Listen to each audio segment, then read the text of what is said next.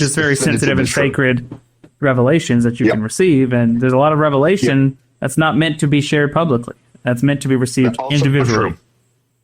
Yep, that is 100% true as well. And you and I obviously are very sensitive to that. I think we've contemplated, pondered, sought out some guidance and had some truths received that you and I may not necessarily share openly with others because of the sensitivity of it. However, that being said, this idea of, why is Isaiah in such mourning? Why is the language he uses such anguish when he talks about Lucifer, for instance?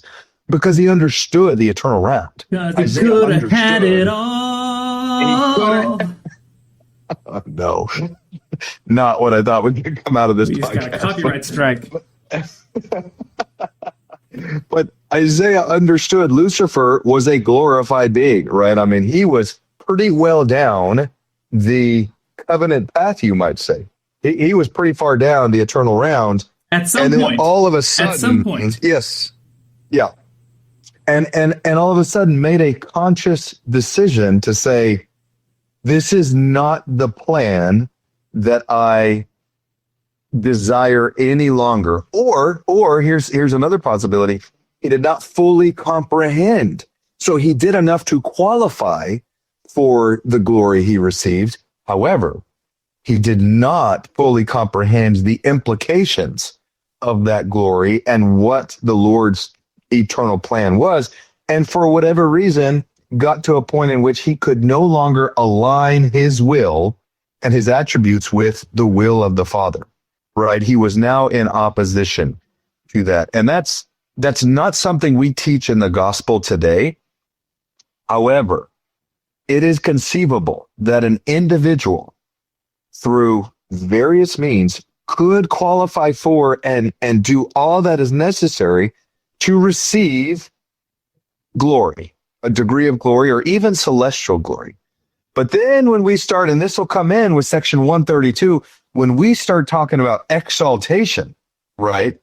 What we casually term as the highest degree of the celestial kingdom. When we start talking about exaltation, the Lord is absolutely going to test you to the fullest degree as exemplified by our Savior, Jesus Christ, so that then he knows with a surety that you can maintain and abide exalted glory, right? And there's so much to this, and maybe it's a gospel mysteries deal in that we do at some point, but the simple idea that too many people in the church today have that I get baptized, I go to the temple, I make those covenants, and then I just don't screw up, I just maintain those covenants in my life, and then God is just going to bestow exaltation upon me.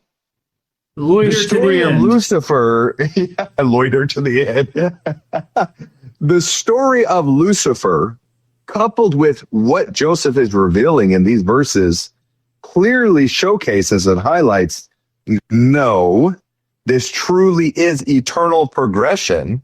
There's a lot of work to be done in between here and there.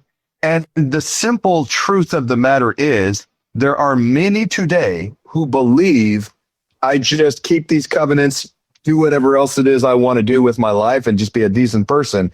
And then God's going to bestow exaltation upon me. That is simply not the case. It's just simply not the case. And there will be additional tests. What do we always say, Dylan? Abrahamic tests that you will be called to go through along the entire covenant path journey. Sounds like in this mortal existence and beyond. That was actually not intended when I said that, but we'll get there. Thank you for watching. If you found this content spiritually enlightening, please like, comment, and subscribe. Like the gospel, these little things make all the difference, and it helps the algorithm push out better content for everyone to enjoy on YouTube.